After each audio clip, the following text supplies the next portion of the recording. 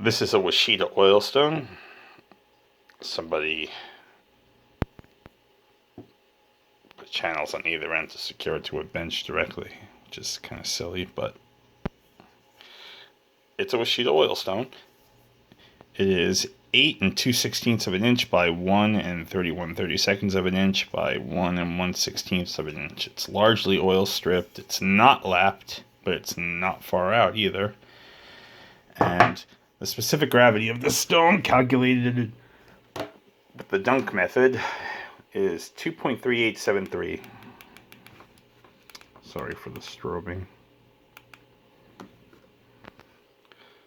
Stone carries light, as you can see. A